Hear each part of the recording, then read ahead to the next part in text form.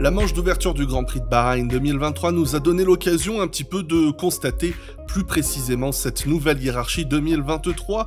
On a pu y découvrir également de nouveaux talents qui ont été fort intéressants et on va s'y replonger aujourd'hui, même s'il y a au final assez peu qui saura vraiment prendre en compte, ne serait-ce que jusqu'à la mi-saison, puisque les voitures sont encore amenées à améliorer. On aura bien évidemment la rentrée européenne qui va apporter son grand lot d'améliorations et surtout par-dessus tout, ce Grand Prix de Bahreïn est au final assez peu révélateur puisqu'on est quand même sur un tracé que tout le monde considère un petit peu comme atypique, dans le sens où on est sur un Grand Prix qui est de nuit, où la plupart des sessions d'essai sont réalisées de jour, donc avec des différences de température assez importantes, et aussi avec une piste qui est généralement extrêmement sale, puisqu'elle est pratiquement pas utilisée tout au long de l'année, donc entre le moment où on entre en piste le vendredi et on repart le dimanche soir, la piste a été considérablement améliorée, sans parler bien évidemment des propriétés de la piste, qui se caractérisent par deux longues lignes droites, beaucoup de virages assez rapides et finalement des sessions techniques qui ne mettent pas suffisamment en lumière les faiblesses et les forces de certaines machines. Et enfin, puisqu'on a eu aussi 3 jours d'essais hivernaux qui ont eu lieu sur cette piste, c'est la première fois depuis un bon moment qu'on ne va même pas faire un petit tour en Espagne avant le début de la saison. L'Espagne qui est généralement un tracé assez apprécié puisqu'il est justement assez polyvalent et permet aux équipes d'en apprendre plus. La prochaine fois, quand on ira ne serait-ce qu'à Jeddah en Arabie Saoudite, on aura un tracé vraiment différent avec des propriétés, des caractéristiques assez différentes. Mais s'il y a bien une chose sur laquelle on fait à peu près unanimité, c'est sur le fait que Red Bull et particulièrement Max Verstappen seront des forces à surveiller d'ici là. On est dans une machine qui semble collée au bitume, elle est propre, elle est stable. On a un pilote qui est au sommet de son art, qui est dans une machine dans laquelle il a pleinement confiance et il serait ridicule d'en attendre moins de sa part à Jeddah et particulièrement quand on regarde sa course, il s'est envolé par rapport à Checo sur les premiers tours.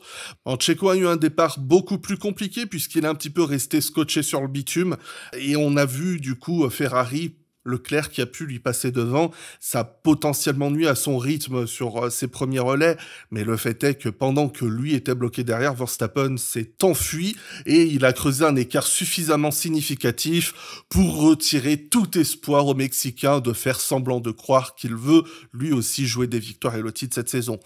Donc pour le côté de Maximus, on va pas vraiment en dire beaucoup parce que il y a assez peu à ajouter. Pour Pérez, ça a été une course beaucoup plus difficile, comme je le disais, marquée par un départ compliqué où il a perdu du temps derrière Leclerc, mais grâce à une bonne stratégie qu'on va aussi souligner chez Red Bull, grâce à une bonne stratégie, il a été en mesure de prendre le meilleur du monégasque et repasser devant. Après, on a vu qu'il était assez proche dans des temps autour de Verstappen, mais sans jamais vraiment être capable de pousser autant que le néerlandais. Et finalement, pour terminer, à une seconde position qui semble tout à fait conventionnelle, mais pas non plus brillante. Elle semble à peu près correspondre au niveau de cette machine. Je disais, une bonne stratégie chez Red Bull. Ils ont été les seuls à vraiment employer et maîtriser la technique du commencer en tendre, puis faire un relais en pneu dur pour finalement terminer à nouveau en pneu tendre. On est sur du 2 arrêts, une stratégie peu utilisée aux avant-postes, mais une stratégie qui a parfaitement fonctionné, puisque quand on a vu d'autres équipes partir sur une stratégie différente, on a vu que ça ne marchait pas vraiment, et ils ont réussi à bien faire marcher ces pneus durs et s'envoler, remporter du coup la course. Les rivaux de Red Bull ont de quoi avoir peur cette année, et je pense qu'ils l'ont démontré très fort dès le début de saison, et je pense qu'ils ont encore beaucoup d'as dans leur manche. Parce que je vais terminer un petit peu avec ça, je le disais, on est Bahreïn sur un tracé où la vitesse de pointe est assez importante, elle fait tout le premier et le troisième secteur, ce qui n'est pas rien, et quand on regarde en course, on voit que la Red Bull n'est pas nécessairement la plus rapide dans l'ensemble, on a toujours les Ferrari, les Williams aussi, qui sont là sur les plus hautes vitesses de pointe en qualification. Là, je vous ai noté celle de la course. Faut pas oublier que Verstappen, il est beaucoup plus loin, mais on peut présumer que sur les vitesses qui sont au speed trap, du coup, en bout de ligne droite, on a pas mal de pilotes qui ont été flashés au DRS. En aspiration, Verstappen n'a peut-être pas eu ce privilège.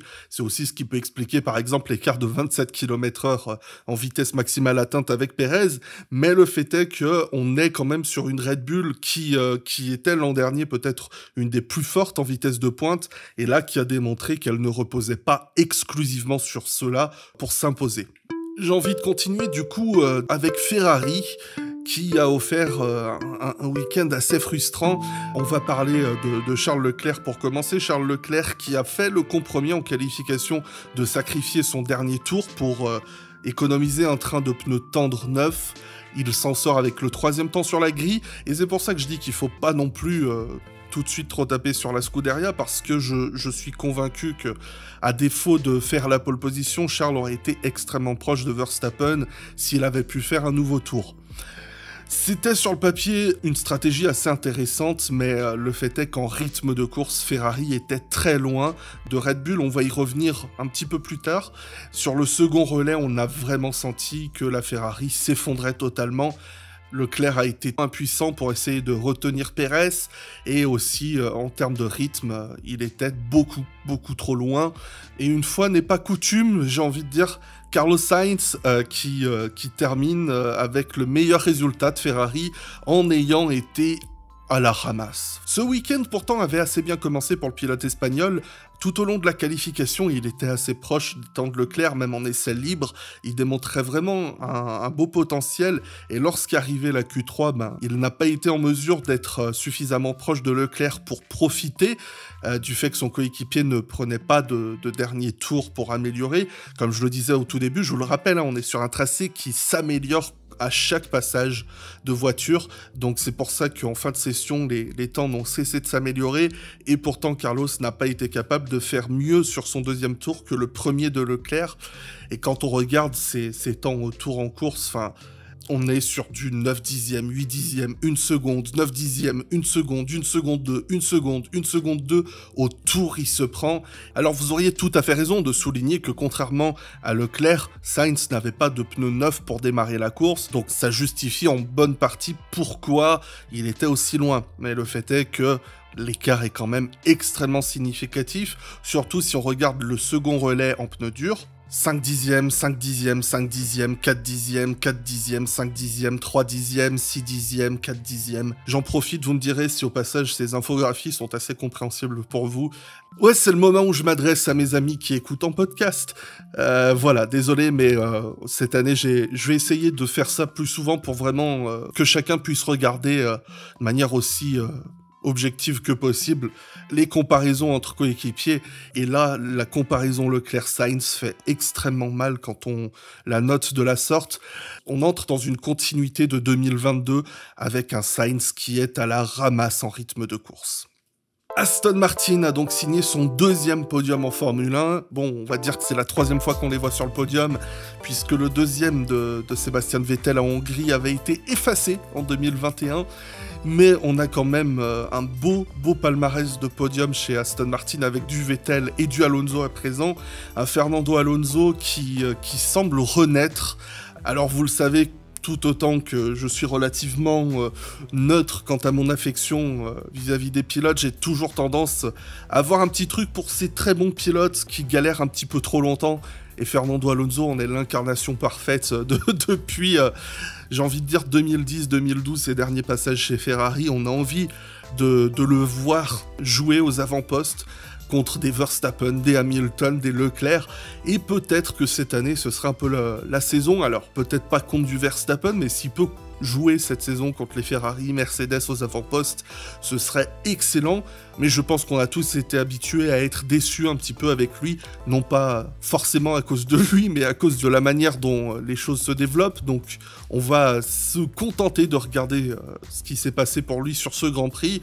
On est resté sur une stratégie assez conservatrice, avec du tendre dur pour les deux pilotes, pour Lance Stroll également. Et en rythme de course, eh bien c'était du Nando Alonso. En qualification, c'était aussi du Nando Alonso, avec un tour de qualif qui était rapide, agressif, mais qui n'était pas exempt de petites erreurs. Je pense qu'avec un tour un petit peu plus propre, un petit tour Charles Leclercien, si je puis dire, il y avait moyen de passer devant les deux Mercedes, peut-être même d'aller chercher la Ferrari de Sainz, mais le fait est qu'en course, il est là, il est allé chercher les résultats à la fin en allant attaquer Hamilton puis Sainz, et je dois le dire une nouvelle fois, c'est là qu'on voit un petit peu toute la puissance d'un pilote du calibre de Fernando Alonso. C'est le genre de pilote qui fait ses dépassements, et quand à côté on a un pilote du calibre de Hamilton, ça nous donne des luttes qui vont rester dans l'histoire, parce que cette passe d'armes entre les deux, que ce soit au virage 4, au moment où on croit que Hamilton est fini,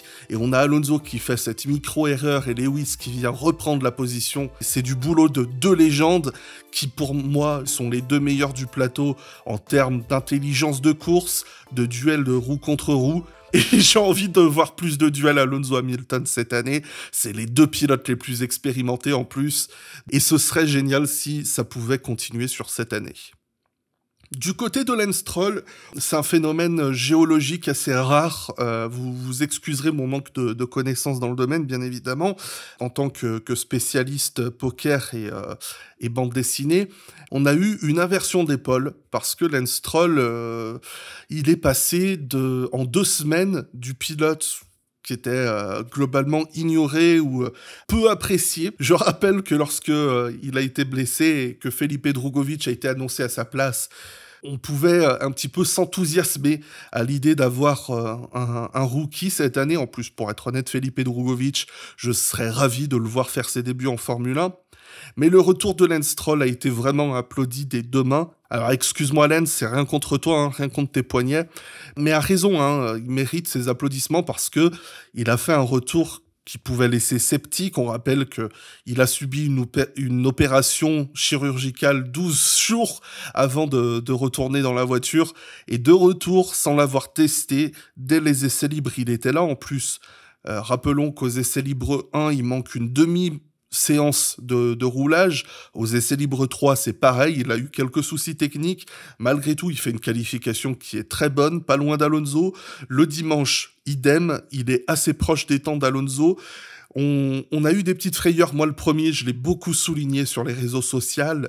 En essai libre 2, quand on voyait que la journée avait été un petit peu longue, on voyait qu'il avait du mal à tourner le volant dans les virages un peu épingleux. Virage 1, virage 4, virage 9, 8, pardon. Et là, pour le coup, ça ne l'a pas empêché de faire une belle performance. Le fait est qu'on a eu ce petit accrochage au départ, alors je vais pas blâmer Stroll pour ça, je vais y revenir, mais ce petit contact avec Alonso, Stroll a dit que ça lui avait fait mal aux mains. C'est tout bête, mais c'est aussi une des raisons pour lesquelles j'étais pas très fan à l'idée de le revoir dans la voiture parce que j'aurais aimé, encore une fois, la FIA, c'est toujours un problème de communication, mais j'aurais vraiment apprécié que la FIA, justement, se serve du cas de Stroll pour montrer, encore une fois, à quel point il se soucie de la santé, le bien-être des pilotes, en disant « On a fait passer une énorme batterie de tests à Lance Stroll, il y a très bien répondu, on est confiant pour lui, il peut rouler, il a l'accord des médecins. » Voilà. Et ça, c'est quelque chose qu'on n'a pas eu, du coup, forcément... Le samedi, quand on a vu ces images, on était inquiet.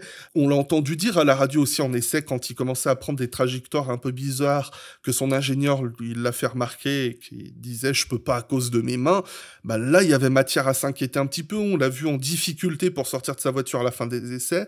Là, c'est le genre de moment où la FIA doit communiquer pour moi auprès des observateurs pour assurer, vous inquiétez pas, tout va bien, il est apte. Médicalement, il n'y a pas de souci à se faire. Heureusement, ce week-end, ça s'est bien passé en course. Il a fait le nécessaire pour ne serait-ce que terminer devant une des deux Mercedes. Et pour l'occasion, Lance Stroll est devenu le héros du jour et je pense qu'il le mérite amplement.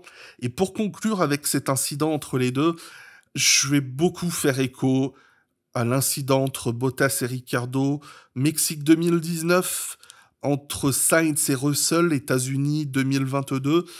Bien évidemment, c'est celui qui est derrière qui est en faute. Donc, Ricciardo, Russell et Stroll dans ce cas-là. Mais je ne peux pas ignorer le fait que le pilote devant, donc dans ce cas-là, Alonso, a coupé une trajectoire dans un virage à 90 degrés au moment du départ. Alors oui, Alonso est en pleine lutte contre Hamilton, il veut éviter de perdre le moins de temps possible et c'est exactement ce qu'on attend de lui. Hamilton le passe, Alonso tente de décroiser, mais quand on essaye de décroiser dans ce genre de virage, on le voit très souvent ce genre de contact. Mais quand c'est Fernando Alonso, le pilote le plus expérimenté de l'histoire de la Formule 1, un pilote qui est réputé pour son intelligence de course et ses placements dans les premiers tours, là pour le coup j'ai trouvé que c'était pas très malin. Mais bon, les choses ont été dans leur sens, ils s'en sont bien sortis et ça fait plaisir de voir une nouvelle équipe aux avant-postes. Et avant que j'oublie et qu'on embraye sur totalement autre chose, on va regarder rapidement la comparaison entre les Red Bull, Ferrari et Aston Martin en rythme de course. Alors sur le premier relais en pneus soft, faut bien évidemment garder à l'esprit que les Aston Martin étaient en lutte contre les Mercedes. On voit assez nettement quand même que la Red Bull est là beaucoup plus rapide que la Ferrari et la claire deuxième et que l'Aston Martin est claire troisième. Et encore une fois, faut prendre en compte ce contexte-là. En revanche, sur le second relais en pneus durs, on voit que très rapidement, lorsque les Aston sont dans l'air libre, et que la moitié du relais commence à arriver, que les pneus sont plus usés, là la Ferrari commence à être progressivement un peu plus lente, que l'Aston Martin reprend un petit peu vie. Par contre, la Red Bull est toujours à des années-lumière devant. Si je prends au 28e tour, on est à peu près sur une petite quinzaine de tours effectués pour chaque équipe dans ces relais. Les meilleurs tours, on est sur du 37-2 pour Red Bull, 38-4 pour Ferrari, 38-1 pour Aston Martin. En fin de course, on est sur des relais en pneus tendres du coup. Je pense qu'on va pas vraiment faire la comparaison entre la Red Bull et la Ferrari du coup qui eux sont en pneus tendres. Alors, on va pas trop y prêter attention parce que c'était Sainz dans la voiture et comme on l'a vu, ses temps autour étaient pas nécessairement les meilleurs.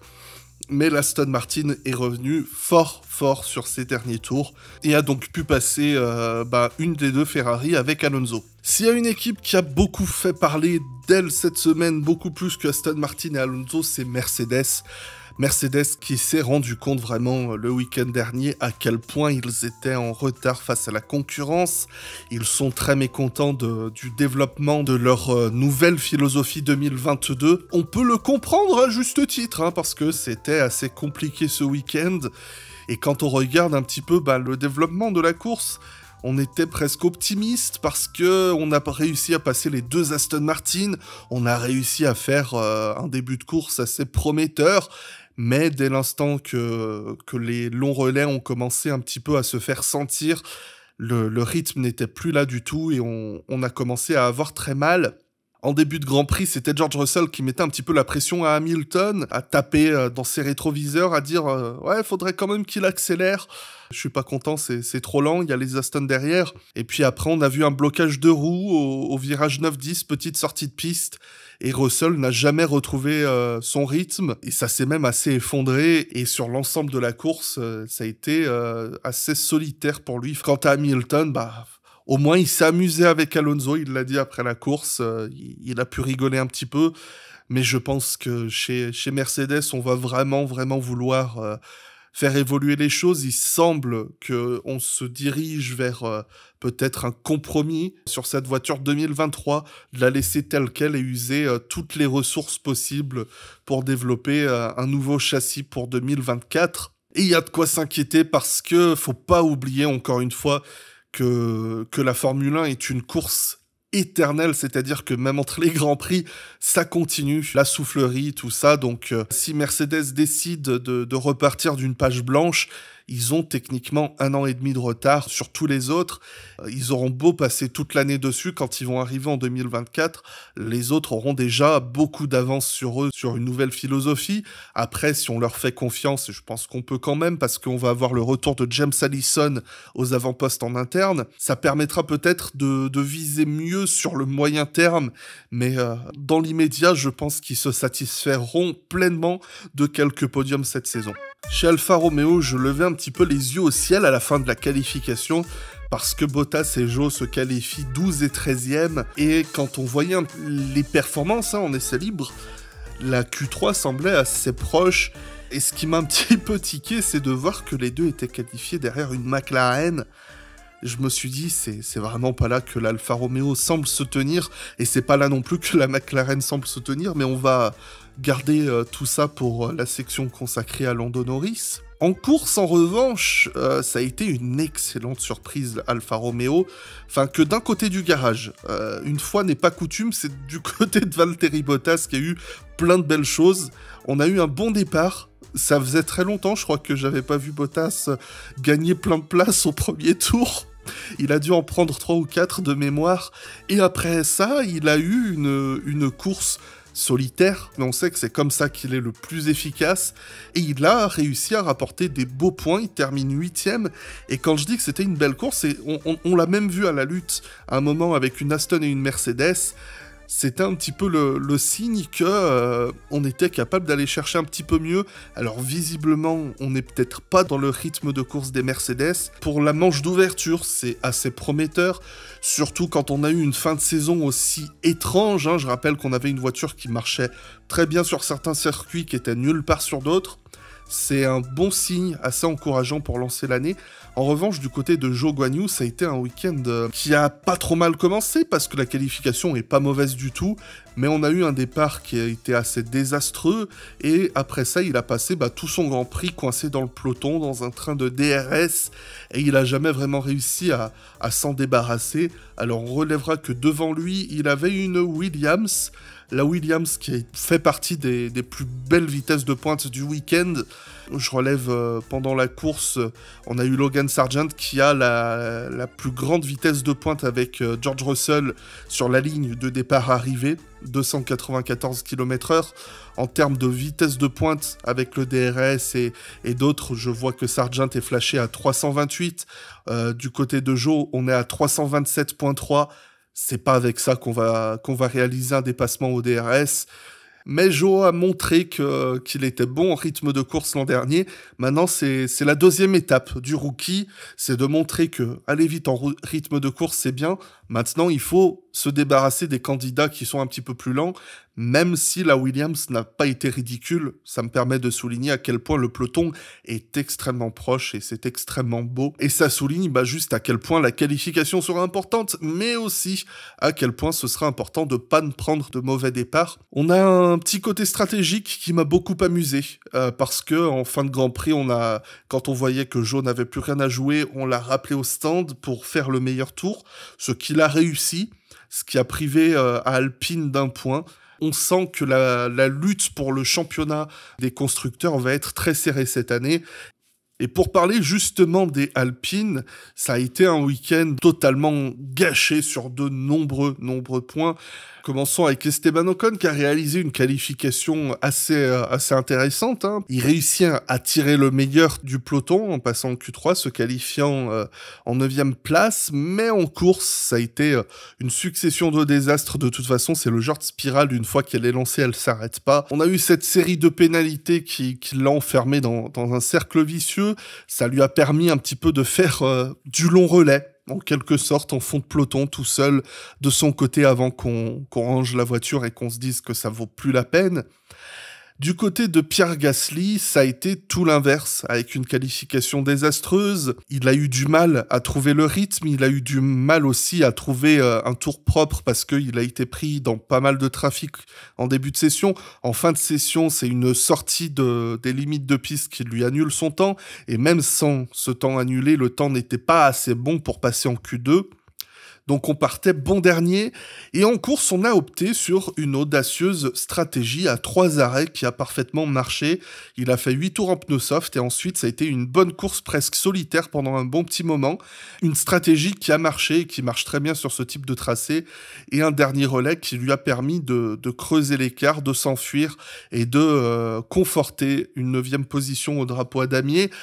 Quand je regarde tout ça, je me dis qu'il y avait moyen peut-être pour les Alpines de battre Bottas et Alfa Romeo. J'ai l'impression que malgré tout, Mercedes était un peu trop loin pour eux ce week-end-là. Bon, là, on va plus parler du boulot que l'équipe a encore à faire. J'ai l'impression que chaque fin de saison, l'équipe est très forte et que ça repart à zéro chaque début de saison. Au bout d'un moment, ça devient juste agaçant de les voir patauger de la sorte. On verra Jeddah l'an dernier, ça avait été un tracé qui a très bien réussi à la voiture, donc on verra ce que cette année, avec une nouvelle philosophie qui a été quand même pas mal retravaillée, j'en profite pour le souligner, on verra ce que la voiture sera capable de fournir sur des tracés un peu différents. Vous saviez, tout à l'heure, je disais, en parlant de Nando Alonso, que j'avais l'habitude de porter des espoirs et d'être frustré, par exemple sur ce pilote, mais j'ai aussi ce sentiment pour l'écurie Williams depuis des années. Pour moi, c'est une écurie qui a toujours eu le potentiel de se relever. Au bout d'un moment, je l'ai laissé tomber. Et là, honnêtement, ça a été un week-end exceptionnel, parce que personne les attendait un peu là. J'étais optimiste, mais pas à ce point non plus. Elles sont dans le rythme du peloton et ils ont un duo de pilotes qui fait vraiment plaisir à voir. Alexander Albon qui continue de s'épanouir comme un gamin dans ce nouvel environnement. Il a relancé sa carrière comme il le mérite, ce petit, et il réussit à gratter un petit point qui sera aussi très important pour la lutte au championnat constructeur. Il a fallu se battre, il a fallu sortir les coudes et il l'a fait. Et ce qui me ravit vraiment encore plus, ça a été son coéquipier, Logan Sargent. Je vais être honnête, un pilote sur lequel j'avais pas mal d'attentes. J'avais l'impression que, un petit peu comme Joe l'an dernier, on voulait pas voir sa gueule, parce que peut-être il a pas un palmarès impressionnant, mais c'est un pilote qui... c'est un petit peu une forme d'Alex Albon en un sens. Un pilote très rapide dans les catégories juniors, mais qui a jamais été au bon endroit au bon moment pour en tirer le meilleur. Un pilote qui a aussi montré qu'il était assez fébrile sous la pression ces dernières saisons en catégorie inférieure, mais là, pour ses débuts en Formule 1, il passe à une respiration, une demi-respiration de passer en Q2, ce qui aurait été un exploit incroyable. Je rappelle qu'il fait le même temps que Lando Norris, mais hélas, vu qu'il l'a enregistré en deuxième, c'est Norris qui passe devant. C'est la règle. Et le dimanche en course, regardez-moi ça, il est dans les temps autour de son coéquipier. Il carbure à du 2/10 au pire dans le premier relais en pneus soft.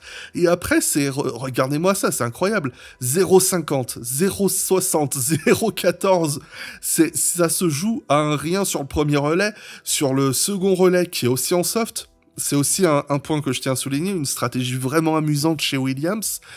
C'est pareil, il est pas loin du tout, il a 2-3 petits tours où il s'écarte un petit peu, mais il est extrêmement proche. Alors il faisait partie un petit peu de ce train de DRS, avec Albon, avec Joe dont on parlait tout à l'heure. Donc ça a été une course vraiment très prometteuse pour un rookie. Il termine 12e, il en veut un petit peu plus le gamin, mais on va pas lui en vouloir d'en vouloir plus déjà, et surtout on va rien lui reprocher parce que on a vu qu'on a un peloton très serré et surtout qu'on a un top 8 qui va être très dur à déloger. Donc peut-être bien que cette année, il y aura que 2 places à prendre dans les points, ça va faire très mal aux équipes du milieu de peloton. Mais pour Williams, ça s'engage extrêmement bien avec un duo de pilotes qui peut promettre des choses vraiment enthousiasmantes à l'avenir. Du côté d'AlphaTauri, les vrais débuts de Nyck de Vries ont été un peu plus compliqués, un peu moins explosifs que ceux de Logan Sargent, mais on va y revenir dans quelques instants parce que l'homme d'AlphaTauri ce week-end, ça a été Yuki Tsunoda. Certains semblent avoir été un peu surpris de voir Tsunoda mener la charge, mais déjà, ça me permet de remettre en avant que débuter en Formule 1, c'est pas facile. Et surtout que Tsunoda, l'an dernier, il a fait une bonne saison, il manquait de régularité, mais plus d'une fois, il a été capable de mettre Gasly à mal. Et Yuki Tsunoda, encore une fois, c'est un pilote qui est très jeune et qui a beaucoup de potentiel à développer sur ce tracé. De toute façon, je rappelle que Tsunoda, sur ces 2 éditions précédentes ici, il avait marqué des points, il avait fait de belles choses. Là, ce week-end, il termine 11e, donc pas de points pour une fois à Bahreïn, mais c'est quand même un week-end qui lui a permis de s'installer un peu en interne pour dire hey, c'est moi le patron, c'est moi la référence, quelque chose qui sera important pour lui, pour le moral, et pour un petit peu s'affirmer en interne. Je rappelle que Papy Helmut Marko nous avait balancé que pour lui c'était De Vries le leader de AlphaTauri. Bon, Yuki Tsunoda, j'espère qu'il va continuer à répondre de la sorte. Nyck de Vries, de son côté, ça a été un week-end un peu plus compliqué, mais encore une fois, Il débute dans la catégorie, il avait fait un excellent remplacement l'an dernier en Italie, mais on était quand même sur un tracé totalement différent. L'Italie, on est sur du freinage, virage lent, accélération, et puis c'est tout. Bahreïn est quand même pas mal plus technique, surtout dans son second secteur, donc c'est pas surprenant qu'il ait été un peu en difficulté, surtout que l'AlphaTauri semble toujours assez capricieuse à prendre en main. Mais j'ai pas de souci à me faire, je pense que c'est un talent extrêmement intéressant et je me dois d'applaudir quand même en fin de course sa petite lutte parce qu'il a eu un dernier relais extrêmement long, hein, c'est pour ça que faites pas un arrêt cardiaque quand vous voyez l'écart sur les temps autour en fin de course, parce que Yuki a terminé sur des pneus soft, Nick De Vries a terminé un très très long relais en pneus durs, ce qui ne l'a pas aidé, mais ça lui a permis en fin de Grand Prix de mener une très bonne défense sur Zhou Guanyu et de laisser du coup Tsunoda passer. Ça a été une manœuvre que j'ai trouvée assez intéressante. Je trouve qu'on l'a pas bien mis en avant. Après, c'est peut-être moi qui ne l'ai pas assez vu, mais de voir De Vries qui a très bien joué au premier freinage pour forcer Zhou à l'intérieur et ensuite forcément sur la ligne droite qui mène au freinage du virage 4. Zhou était du côté gauche et Tsunoda a pu s'immiscer à l'intérieur. J'ose penser que c'était totalement volontaire. Si c'est pas le cas, il aura qu'à le dire que ça l'était. Et d'un rookie à un autre, je vais parler au passage d'Oscar Piastri qui, oublions 30 secondes l'équipe dans laquelle il se trouve, a été très très prometteur ce week-end.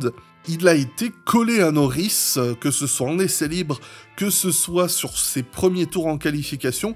Malheureusement, là on sent un petit peu la patte du rookie lorsqu'il a fallu faire le tour propre, le tour important en toute fin de Q1.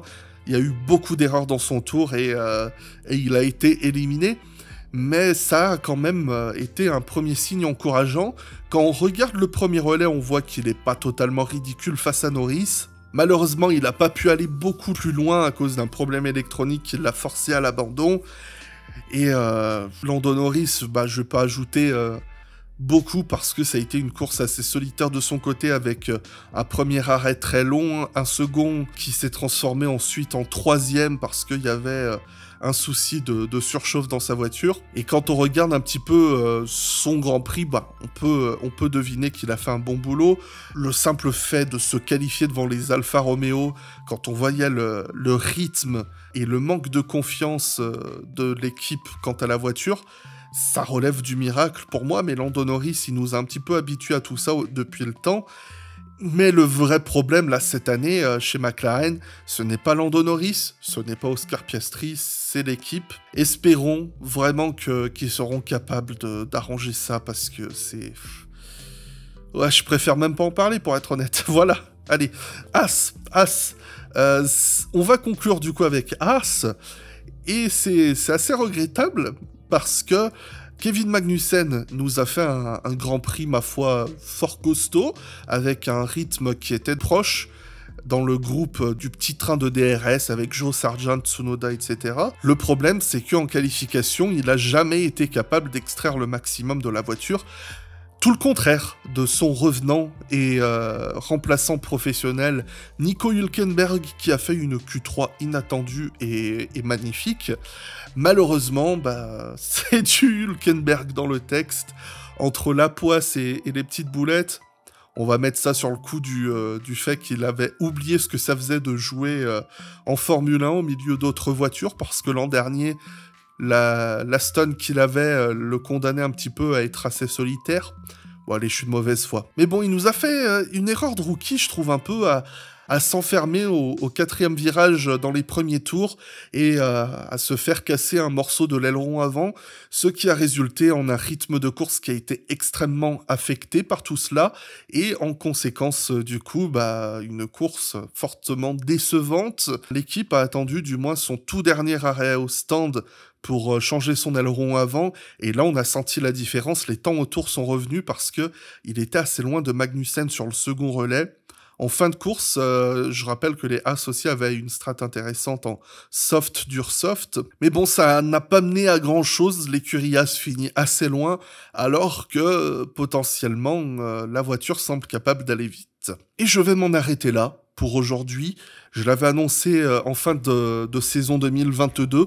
Je vais tenter de continuer de la sorte, de vous servir 2 récapitulatifs de course, une plus courte, humoristique, et la seconde un peu plus dans cet esprit, pilote par pilote, qui se concentre moins sur la course, mais plus sur la manière dont chaque pilote a géré son week-end.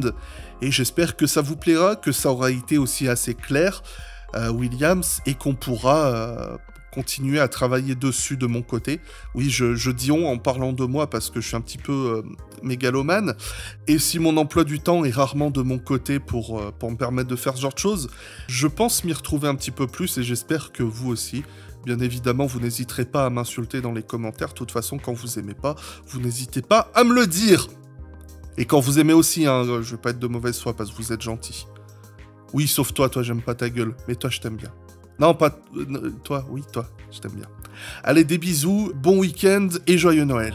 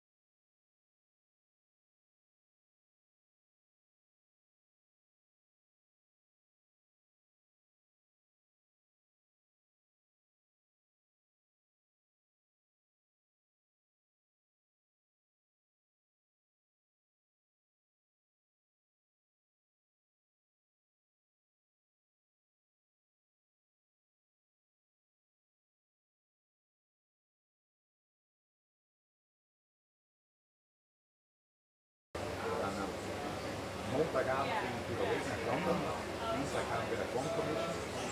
So jetzt noch einen Teilnehmer und dann fangen wir wieder mit dem Almen.